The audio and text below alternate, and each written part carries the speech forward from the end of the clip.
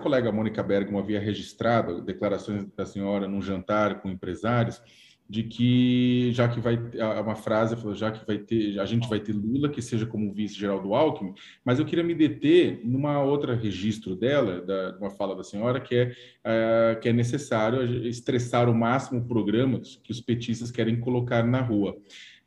Que críticas a senhora tem hoje ao programa? Não programa, porque o programa exatamente não foi colocado na rua ainda, mas quais são as críticas de posicionamentos do PT e de Lula que a senhora tem, suas principais críticas que a senhora acha que deveriam ser alteradas numa possível aliança entre PT e PSB à presidência da República?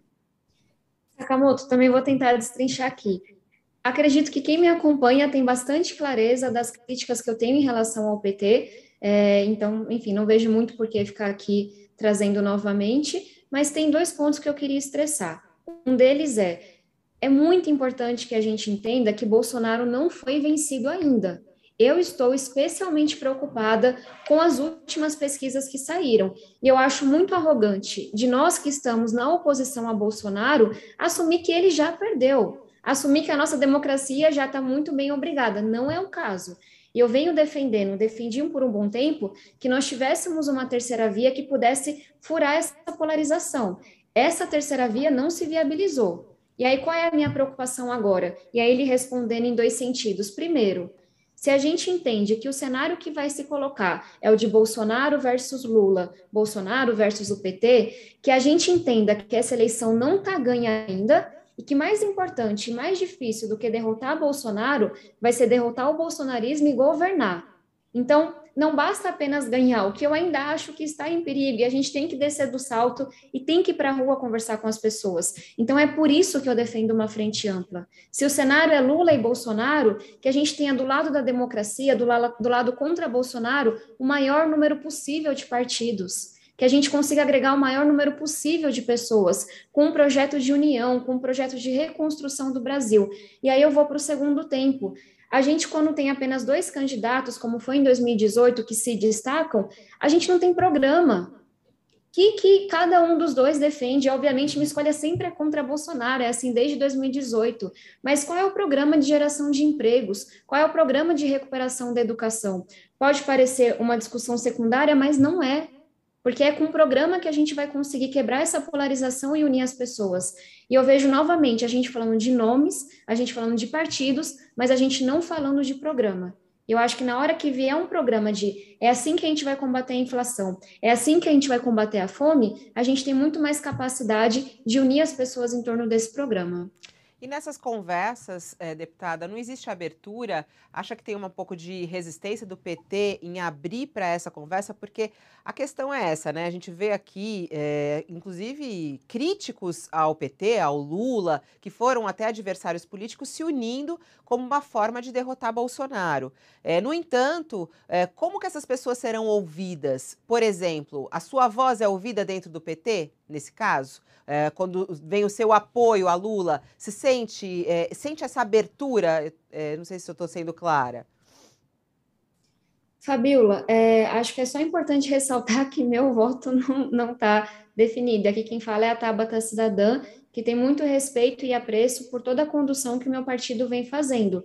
Mas nós não temos a lista de candidaturas, nós não temos as chapas definidas, o que eu tenho muita clareza e certeza é que eu vou estar no lado oposto ao Bolsonaro. E aí, em relação a essa abertura, para ser muito sincera, assim, quem escolhe se essa abertura vai acontecer ou não, se esse programa vai ser apresentado, se essa construção vai ser ampla, no final do dia é o PT.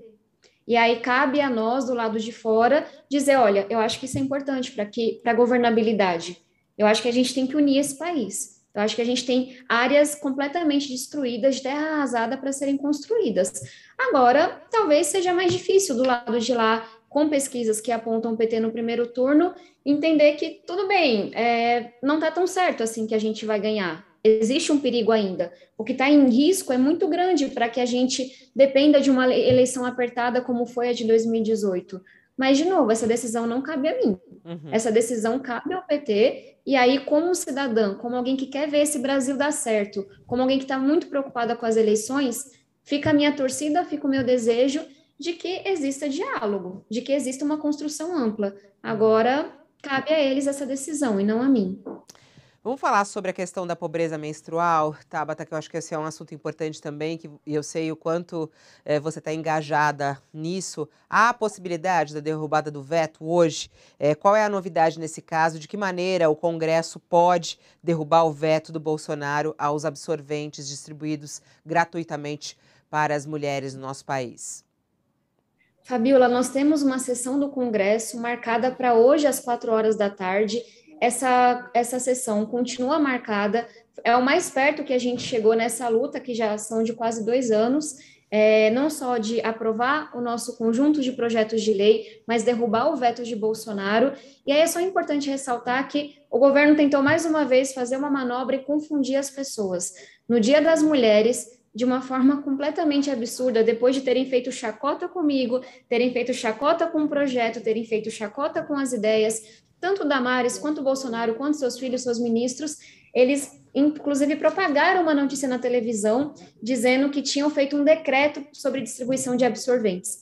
E aí a gente vai linha a linha, ler o decreto, que é bastante curto até, e você vê que o que colocaram ali é um programa que não tem recurso, é um programa que não tem prazo, é um programa que não tem fonte de financiamento. Ou seja, é um vazio para tentar dizer às pessoas que não, agora esquece o que a gente disse por 2 anos, a gente é o protagonista disso. E antes fosse, eu teria celebrado se fosse verdade, mas infelizmente não. Então, houve ali uma manobra para tentar confundir as pessoas, para tentar esvaziar, mas a gente está resistindo aqui, e é importante dizer que essa é uma luta da bancada feminina da Câmara e do Senado, aqui em Brasília. Eu não saio de Brasília até essa sessão começar e a gente derrubar o veto, e eu estou, enfim, com um misto de otimismo, de ansiedade, porque já se vão aí mais de 2 anos, né? E enquanto a gente não derruba esse veto, a gente não coloca o programa na rua, estamos falando de aproximadamente 6 milhões de mulheres que deveriam estar sendo atendidas e que não estão.